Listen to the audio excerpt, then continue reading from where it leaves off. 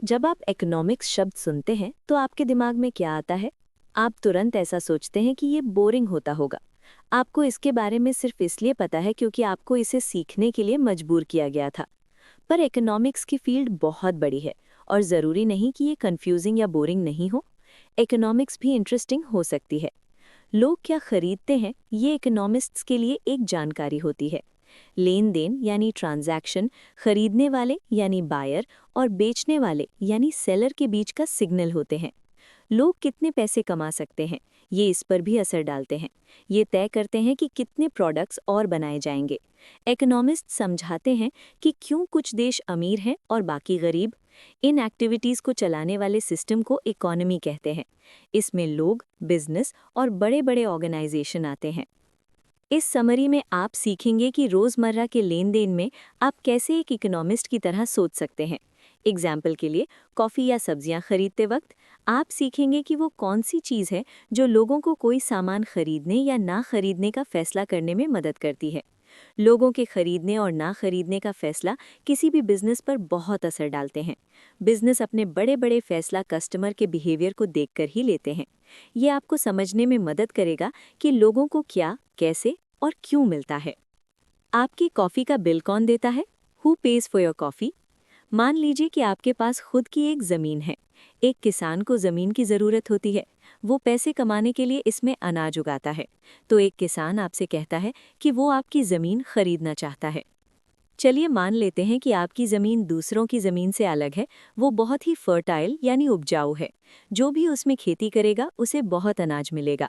इसका मतलब है कि आपकी ज़मीन बहुत ज़्यादा प्रोडक्टिव है। ये फ़ायदा आपको अपनी ज़मीन को अपने मन मुताबिक दाम में बेचने की पावर देता है। इसका मतलब है कि अब आप खरीदने वाले से थोड़ी ऊंची कीमत की डिमांड कर सकते हैं। इसे बार्गेन करने की पावर कहते हैं। ऐसा इसलिए क्योंकि खरीदने वाले ये देख सकते हैं कि आपकी ज़मीन ज़्यादा प्रोडक्टिव और वैल्यूएबल है, और अगर वो इसे इस्तेमाल करते हैं तो वो ज़्यादा अनाज उगा पाएंगे और ज़्यादा पैसे भी कमा पाएंगे। पर आप बस यूं ही उन्हें नहीं बात सकते कि आपके पास अपनी ज़मीन को ज़्यादा दाम में बेचने की पावर है।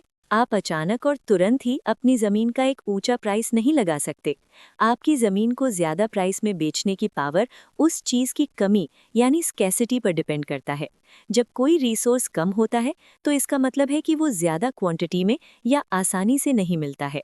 किसी चीज़ की कमी ये तय करती है कि उसकी कीमत क्या होगी। बदले में कीमत खरीदने वाले और बेचने वाले के लेन देन पर असर डालते हैं।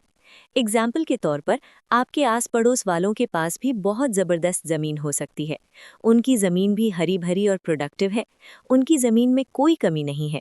अब इस केस में आपकी ज़मीन किसी भी तरीके से अलग नहीं हुई, इसलिए आप अपनी ज़मीन की कीमत बहुत ज़्यादा नहीं लगा सकते।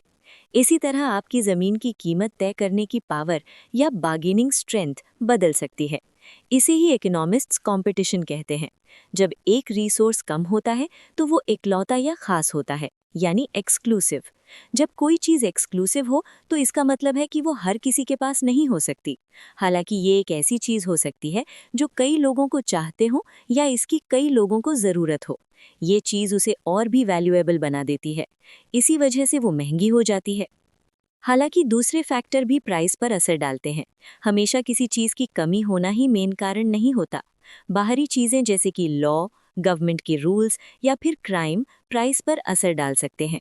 लंदन में एक जगह है जिसे कि ग्रीन बेल्ट कहते हैं। ये शहर का वो हिस्सा है जहाँ खेती करना इल्लीगल है। इस वजह से वहाँ खेती के लिए ज़मीन की कमी है। इसका मतलब है कि खेती के लिए जो ज़मीन होगी वो और भी ज़्यादा महंगी होगी। ये एक एग्जाम्पल है कि कैसे लॉ प्राइस पर असर डालता है। तो गवर्नमेंट कैसे प्राइस पर असर डाल सकती है? इसके लिए तेल का एग्जाम्पल लेते हैं। ये कई इंडस्ट्रीज के लिए एक वैल्यूएबल रिसोर्स है। ये सऊदी अरेबिया, कुवैत और इराक जैसे देशों में प्रोड्यूस किया जाता है। हालांकि वहाँ तेल की कीमत बहुत ही कम है क्योंकि तेल बहुत ही ज़्यादा क्वांटिटी में पाया जाता है। The Organization of Petroleum Exporting Countries यानी ओपेक ने इसमें कुछ बदलाव किए। 1973 में उन्होंने अपने मेंबर देशों को तेल प्रोड्यूस करने की क्वांटिटी की एक लिमिट तय करने को कहा। इसने तेल की क्वांटिटी को कम कर दिया। इस वजह से इसकी प्राइस बढ़ गई और उन्हें बहुत अच्छा प्रॉफिट हुआ। अंत में आता है क्राइम। बड़े बड़े गैंग अपना कंपटीशन कम करने के चक्कर में लड़ाई झगड़े और वायलेंस का सहारा लेते हैं। ड्रग्स कई गैंग के लिए एक बिजनेस का जरिया है। अपने प्रॉफिट को बढ़ाने के लिए वो ड्रग्स की कमी बनाए रखते हैं। इसका मतलब है कि उन्हें कंपटीशन को कंट्रोल करना होता है। ट्रेड यूनियन भी कंपटीशन को कंट्रोल करने का एक अच्छा तरीका है। यूनियन वर्कर्स को जॉब के लिए एक दूसरे से कंपटीशन करने से रोकते हैं। वो वर्कर्स को थोड़ी बार्गेनिंग पावर देते हैं। ये कंपटीशन को कंट्रोल करने में भी मदद करते हैं। जैसे कि इलेक्ट्रिशियंस की काफ़ी डिमांड हो सकती है। इलेक्ट्रिशियंस की सप्लाई कम होगी तो ये उन्हें बार्गेनिंग पावर देता है। वो इस कमी का फ़ायदा उठा सकते हैं। ये उन्हें अच्छी सैलरी और अच्छा वर्किंग कंडीशन पाने में मदद करता है। स्टारबक्स अपनी एक कप कैपेचिनो का $2.25 चार्ज करते हैं। ये एक कप कॉफ़ी के हिसाब से बहुत महंगा है। हज़ारों लोग स्टारबक्स से कॉफ़ी खरीदते हैं। आखिर लोग कॉफ़ी के लिए इतने खर्च करने के लिए तैयार क्यों हैं? स्टारबक्स का फ़ायदा उसकी लोकेशन में है। उनके स्टोर वहाँ हैं जहाँ ट्रेन स्टेशन के एग्जिट और सड़क के किनारों पर हैं। ऐसी लोकेशन की वजह से उनका रेंट भी काफ़ी ज़्यादा होता है। सुबह ऑफिस आवर के समय लोगों को ऑफिस जाने की बड़ी जल्दी होती है, साथ ही उन्हें कॉफ़ी पीने की बड़ी तलब होती है। इसलिए उस वक्त उनकी प्रायोरिटी गली में मिल रही सबसे सस्ती कॉफ़ी ढूंढना नहीं होती। इस वजह से वो ज़्यादा खर्च करने के लिए भी तैयार हो जाते हैं। वो कस्टमर जो कॉफ़ी के लिए ज़्यादा पैसे खर्च करते हैं, उनकी वजह से रेंट भी बढ़ जाता है। तो इसमें ज़्यादा फ़ायदा स्टारबक्स को होता है या अपनी ज़मीन रेंट पर देने वाले को? ज़्यादा फ़ायदा ज़मीन को रेंट पर देने वाले को होता है। ऐसा इसलिए क्योंकि वो लोकेशन उनका है। वो फैसला करते हैं कि अपनी जगह किसे और कितने रेंट पर देनी है। वो कई कॉफ़ी शॉप्स के बीच किसी को भी चुन सकते हैं। लोकेशन एक्सक्लूसिव होने की वजह से उसे फ़ायदा होता है। कोई भी कॉफ़ी शॉप ऐसी जगह रेंट पर नहीं लेना चाहेगा जहां और भी कॉफ़ी शॉप्स हों। याद रखिए, वो बार्गेनिंग पावर ढूंढ रहे हैं। यही लोकेशन की पावर है। तो वो एक एक्सक्लूसिव अग्रीमेंट किसी एक कॉफ़ी शॉप के साथ साइन कर सकते हैं। ये उन्हें बार्गेनिंग स्ट्रेंथ देता है। अब वो एक ऊंचे रेंट की डिमांड कर सकते हैं। सुपरमार्केट आपसे क्या छुपाना चाहते हैं? पैसा बचना मुश्किल है, चाहे आप कुछ भी कर लें। आप जितना भी काम कर लें, आपको लगेगा कि ये काफ़ी नहीं है। आपको लगेगा कि पैसा आपके हाथों से फिसल रहा है। ऐसा क्यों है? उसके कई कारण हैं। पहला कारण है आपके खर्च करने की आदत। एक बार ध्यान से हर बिजनेस की प्राइसिंग स्ट्रैटेजी को देखिए। जब आप अगली बार सब्जियां लेने जाएं, तब इसका ध्यान रखिएगा। ऑब्जर्व करना ही आपको आगे तक ले जाएगा। कई बिजनेसेस स्ट्रैटेजी के तौर पर अपना टारगेट प्राइस तय करते हैं और ऐसे ही वो उन कस्टमर्स को ढूंढते हैं जो उनके प्रोडक्ट के लिए ज़्यादा पे करने को तैयार हों। पहली स्ट्रैटेजी को द यूनिक टारगेट स्ट्रैटेजी कहा जाता है। दूसरा है ग्रुप टारगेट स्ट्रैटेजी। अंत में आता है self incrimination strategy. Supermarket profit बनाने के लिए ज़्यादातर लास्ट स्ट्रैटेजी को यूज़ करते हैं। यूनिक टारगेट स्ट्रैटेजी एक सिंगल कस्टमर पर फोकस करती है और वो कितना पे करना चाहते हैं उस पर बेस्ड होती है। एग्जाम्पल के तौर पर वो लोग जो अपनी पुरानी गाड़ी बेचते हैं, ज़्यादातर इसी स्ट्रैटेजी का इस्तेमाल करते हैं। ये लोग एक शादीशुदा कपल और एक सिंगल औरत से एक ही प्राइस की डिमांड नहीं करेंगे। कई बिजनेस ने ऐसा ही टेक्नोलॉजी के जरिए भी करना शुरू कर दिया है। Amazon अपने कस्टमर के खरीदे जाने वाले आइटम को अपने वेबसाइट पर ट्रेस करता है। वो यूज़र की कुकीज़ का इस्तेमाल करके ऐसा करते हैं। Amazon इस इन्फॉर्मेशन को अलग अलग कस्टमर के प्राइस को कस्टमाइज करने के लिए इस्तेमाल करते हैं, जिसका मतलब है कि एक प्रोडक्ट की प्राइस कस्टमर देखकर चेंज भी की जाती है। ग्रुप टारगेट स्ट्रैटेजी भी लगभग ऐसी ही है, बस इसमें हर इंसान की जगह प्राइस एक ग्रुप को देखकर चेंज किया जाता है। जैसे कि कई बिजनेस सीनियर सिटीजन्स और स्टूडेंट्स को डिस्काउंट देते हैं। ये उन ग्रुप्स के लिए काम करता है जो कि प्राइस को लेकर थोड़े सेंसिटिव होते हैं। कंपनियां उन कस्टमर्स पर ज़्यादा फोकस करती हैं जो ज़्यादा पैसे खर्च करने को तैयार होते हैं। डिज्नी वर्ल्ड अपने लोकल सिटीजन्स के लिए 50% डिस्काउंट देते हैं। इस वजह से लोकल्स वहां जाना ज़्यादा पसंद करते हैं और अक्सर जाते भी रहते हैं। वहीं दूसरी तरह टूरिस्ट वहां रेगुलरली नहीं जाते, इसलिए वो लोकल्स के कंपैरिजन में कम प्राइस सेंसिटिव होते हैं। तो इसलिए डिज्नी वर्ल्ड उनसे टोटल प्राइस बिना कोई डिस्काउंट दिए चार्ज करता है। लास्ट स्ट्रैटेजी है सेल्फ इंक्रिमिनेशन। ये तब होता है जब कोई बिजनेस ऐसा प्रोडक्ट ऑफर करता हो जिसमें बहुत ही कम फ़र्क होता हो और उसके डिफरेंस से प्रोडक्शन की कॉस्ट में ज़्यादा फ़र्क नहीं आता है। वो अपना प्रोडक्ट अलग अमाउंट में, अलग लोकेशन और अलग फीचर्स के साथ ऑफर करते हैं। इस स्ट्रैटेजी से उन्हें पता चलता है कि कौन से कस्टमर उनके प्रोडक्ट के लिए ज़्यादा से ज़्यादा पे करने के लिए तैयार हैं। सुपरमार्केट ऐसा सेम प्रोडक्ट के अलग अलग ब्रांड और प्राइस को साथ में रखकर डिस्प्ले करते हैं। जैसे कि हो सकता है कोई कस्टमर प्राइस सेंसिटिव ना हो तो वो एक महंगा ऑरेंज जूस भी खरीद सकता है जिसका स्वाद उन्हें बहुत पसंद हो। वो कोई दूसरा ऑरेंज जूस सस्ते दाम में देखने के बारे में हो सकता है सोचे भी ना। वहीं दूसरी तरफ एक प्राइस सेंसिटिव कस्टमर बार्गेन के लिए कोई ऑप्शन ढूंढेगा। वो पूरा स्टोर घूमने में ज़्यादा समय भी लगा सकते हैं, पर वो वही ऑरेंज जूस खरीदना पसंद करेंगे जो उनके लिए ज़्यादा अफोर्डेबल यानी किफ़ायती हो। मान लीजिए कि आप लंदन में एक टूरिस्ट हैं जो लंदन आए घूमने गए हैं। अब आपको रास्ते में कॉफ़ी पीने का मन करता है और आप देखते हैं कि कोस्टा कॉफ़ी बार ही सबसे नज़दीकी कॉफ़ी शॉप है। क्योंकि लंदन आए एक टूरिस्ट अट्रैक्शन है, तो वो कोस्टा को स्कासिटी की पावर देता है। इसका मतलब ये भी है कि कोस्टा महंगा रेंट भी भरता है। बहुत सारे लोग जो लंदन आए देखने जाते हैं वो वहाँ के सिटीजन नहीं होते। क्योंकि आप टूरिस्ट हैं, इसलिए आप कॉफ़ी का ज़्यादा प्राइस देने को भी तैयार हो जाते हैं, वो भी लंदन आए के नज़ारे के साथ। हालांकि कस्टमर कॉफ़ी ना खरीदने का भी फैसला कर सकते हैं। ऐसे बहुत से कस्टमर होंगे जो सिर्फ लोकेशन की वजह से ज़्यादा पे नहीं करना चाहेंगे। एग्जाम्पल के तौर पर वो लंदन के रहने वाले हो सकते हैं, इसलिए कोस्टा को प्रॉफिट कमाने के लिए दूसरा तरीका ढूंढना पड़ेगा। कोस्टा के पास दो ऑप्शन है। वो या तो कम कॉफ़ी ऊंचे प्राइस में बेच सकते हैं या फिर ज़्यादा कॉफ़ी कम प्राइस में। इसे ही इकोनॉमिस्ट मार्जिन कहते हैं। एक स्ट्रैटेजी जो कोस्टा ने अपनाई थी वो थी fair trade coffee. Fair trade coffee ज़्यादा महंगी होती है और किसानों को इसे बनाने के ज़्यादा पैसे भी दिए जाते हैं। ये लगभग 18 सेंट ज़्यादा महंगी होती है। ज़्यादातर कस्टमर सोचते हैं कि वो जो भी एक्स्ट्रा पैसे देते हैं वो सीधे फार्मर्स के पास जाता है, पर ऐसा नहीं है, वो कोस्टा को ही मिलता है। कॉफ़ी बीन्स प्रोडक्शन कॉस्ट में एक बहुत ही छोटा सा हिस्सा रखता है। इस तरीके से कोस्टा प्रॉफिट बना पाता है। फेयर ट्रेड कॉफ़ी वाली स्ट्रैटेजी से कोस्टा को ये पता चला कि कौन से कस्टमर हैं जो ज़्यादा पैसे पे कर सकते हैं। ये सेल्फ इंक्रिमिनेशन स्ट्रैटेजी का एग्जाम्पल है। परफेक्ट मार्केट और सच्चाई की दुनिया। आप अपने पैसे किस चीज पर खर्च करते हैं, ये आपके बारे में बहुत कुछ बताता है। जैसे कि मान लीजिए आपके पास 92 सेंट्स हैं। ऐसी बहुत सारी चीजें हैं जिन पर आप ये पैसे खर्च कर सकते हैं। आप तय करते हैं कि आपको इसे कॉफी पर खर्च करना है। इस खरीद के साथ आप मार्केट को अपने बारे में इंफॉर्मेशन दे रहे होते हैं। आप मार्केट को बताते हैं कि आपके पैसे कॉफी खरीदने की वर्थ रखते हैं। आप कॉफी को बाकी चीजों से ऊपर चुनते हैं। हजारों लोग ऐसी सेम चॉइस रख सकते हैं। ये बिजनेस करने वालों को बताता है कि लोग कॉफी पर 92 सेंट खर्च करने को तैयार हैं। ये एक कप कॉफी का मार्केट प्राइस बन जाता है। प्राइस बायर के बारे में बहुत सारे इन्फॉर्मेशन दिखाते हैं। अगर कस्टमर्स को कोई प्रोडक्ट बहुत महंगा लगता है तो वे उसे नहीं खरीदेंगे। सेलर भी यही करते हैं। वे किसी प्रोडक्ट को बनाने की कॉस्ट से कम पर उसे नहीं बेचेंगे। जब बायर और सेलर किसी प्रोडक्ट के एक स्पेसिफिक प्राइस पर राजी हो जाते हैं तो उसे एफिशिएंसी कहते हैं। इसमें बायर और सेलर दोनों को ही इस सेल से कुछ फायदा होता है। बायर को उसकी कॉफ़ी मिल जाती है जो कि वो सोचता है 92 सेंट्स के हिसाब से सही प्राइस है, और सेलर को उसके पैसे मिल जाते हैं जो उसे कॉफ़ी बनाने में लगते हैं। एक प्रोडक्ट की वैल्यू उसके बायर और सेलर पर डिपेंड करती है। उनका एक ही प्राइस पर रजामंद होना जरूरी है। ये डिपेंड करता है कि एक बायर कितने पैसे में प्रोडक्ट खरीदने को तैयार है और एक सेलर कितने पैसे में उसे बेचने को तैयार है। लोग क्या खरीदते हैं ये तय करता है कि सेलर्स क्या प्रोड्यूस करेंगे। इसे लॉ ऑफ सप्लाई और डिमांड कहते हैं। अगर लोगों को कंप्यूटर की ज़रूरत है तो बिजनेस वही सप्लाई करेंगे। वे फैक्ट्री लगाएंगे, लोगों को काम पर रखेंगे और वो मटीरियल खरीदेंगे जिससे कि वो कंप्यूटर बना सकें। ये रूल हर प्रोडक्ट पर अप्लाई होता है। कंपेटिटिव मार्केट में 4 चीजें हो रही हैं। कंपनी सही तरीके से चीजें बना रही हैं। कंपनी पैसे गंवा देगी अगर वो किसी प्रोडक्ट को बनाने में रिसोर्सेज को वेस्ट करेगी, तो ये उन्हें बिजनेस बंद करने पर मजबूर भी कर सकता है। इसलिए प्रोडक्ट को बड़े ही ध्यान से बनाया जाता है।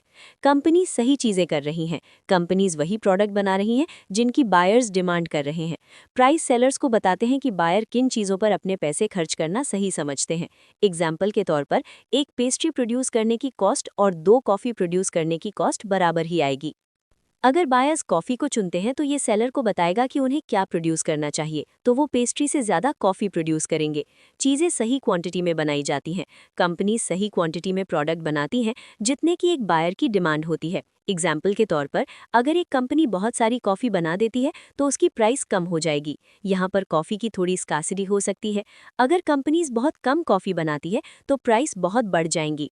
चीज़ें सही लोगों तक पहुंच रही हैं। वो लोग जो प्रोडक्ट खरीद रहे हैं वो सिर्फ उतने ही हैं जो उन प्रोडक्ट्स के लिए प्राइस पे करने के लिए तैयार हैं। जब ये चीज़ें होती हैं तो इसका मतलब है मार्केट एफिशिएंट है। कंपेटिटिव मार्केट इन्हें एफिशिएंट बनाते हैं। इसका मतलब है कि बायर और सेलर दोनों को ही उस सेल से फ़ायदा होता है। खैर, असली दुनिया में बहुत से नॉन मार्केट सिस्टम भी हैं, जैसे कि गवर्नमेंट सभी सिटीजन्स के लिए पुलिस प्रोटेक्शन देती है।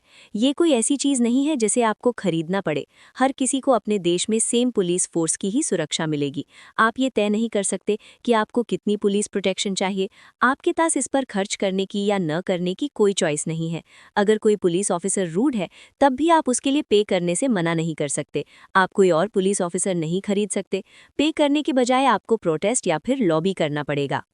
तो आपकी इच्छाएं क्या हैं? इस मामले पर इन पर इन्फॉर्मेशन नहीं ली जाती है। ये एक एग्जाम्पल है कि कैसे एक नॉन मार्केट सिस्टम किसी प्रोडक्ट की असल कॉस्ट को छुपा सकता है।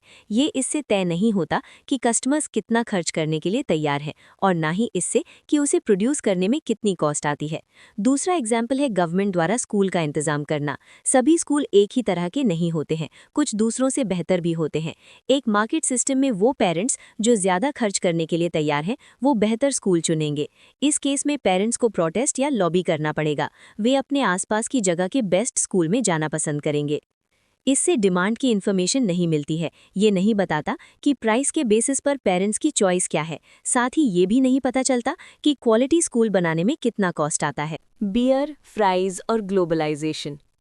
मान लीजिए कि आप एक देश है, आप अमीर होना चाहते हैं। अमीर होने का सिर्फ एक तरीका है, और वो है कि आप दूसरे देशों के साथ बिजनेस करें। ये पॉसिबिलिटी हो सकती है कि आपको एक कंपैरेटिव एडवांटेज मिलेगा। इस फायदे की वजह से हो सकता है कि दूसरे देश खुद आपके साथ बिजनेस करना चाहें। अगर आप दोनों बिजनेस करते हैं, जिसे कि ट्रेड कहते हैं, तो आप दोनों को ही फायदा होगा।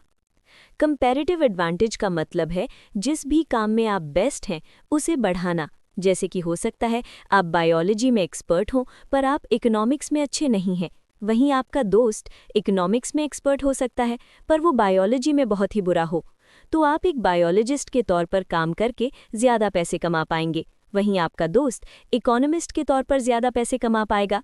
आप उस सब्जेक्ट में ज़्यादा पैसे कमा पाएंगे जिसमें आप सबसे अच्छे हों। अब हम यही कॉन्सेप्ट देशों पर अप्लाई करते हैं। मान लेते हैं कि अमेरिकन वर्कर्स जिल प्रोड्यूस करते हैं, चाइनीज़ वर्कर्स टीवी बनाते हैं।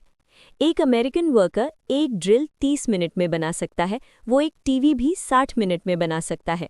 वहीं दूसरी तरफ एक चाइनीज़ वर्कर एक ड्रिल 20 मिनट में बना सकता है और एक टीवी 10 मिनट में भी बना सकता है।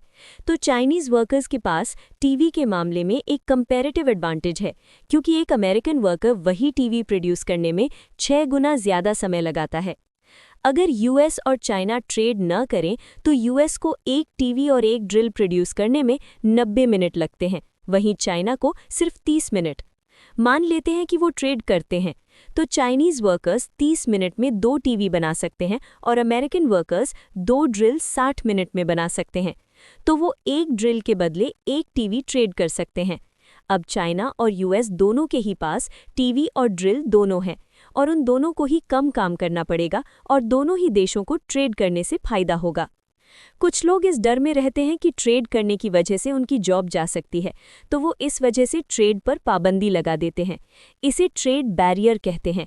एग्जाम्पल के तौर पर अगर एक देश किसी प्रोडक्ट का फॉरेन इंपोर्ट बैन कर देता है, जैसे कि चाय, दूसरे शब्दों में कहें तो चाय का आपके देश में आना बंद कर दिया गया हो, तो इससे लोग लोकली चाय प्रोड्यूस करने लगेंगे। खैर, लोकल चाय फिर एक्सपोर्ट नहीं की जाएगी। दूसरे शब्दों में कहें तो उन्हें किसी दूसरे देश में बेचा नहीं जाएगा। ऐसा इसलिए क्योंकि एक्सपोर्ट से जो भी फॉरेन करेंसी आएगी उसे इस्तेमाल या खर्च नहीं किया जा सकेगा।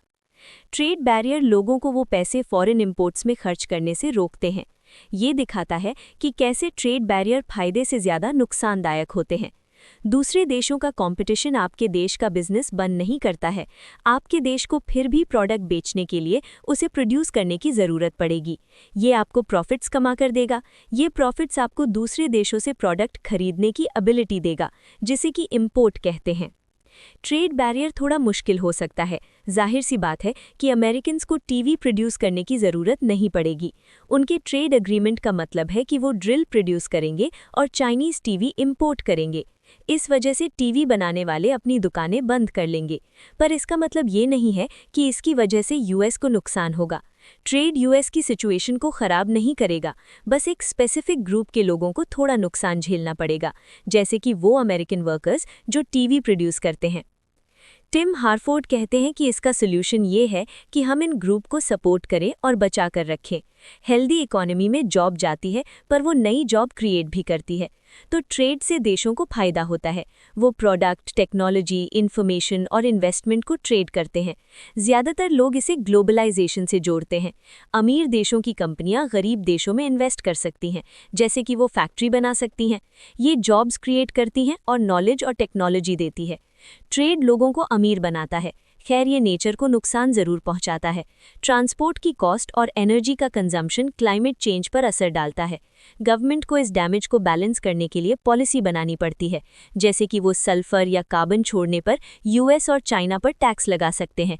वो फॉसिल फ्यूल को सब्सिडाइज करना बंद कर सकते हैं, जो कि ओजोन लेयर पर बुरा असर डालते हैं।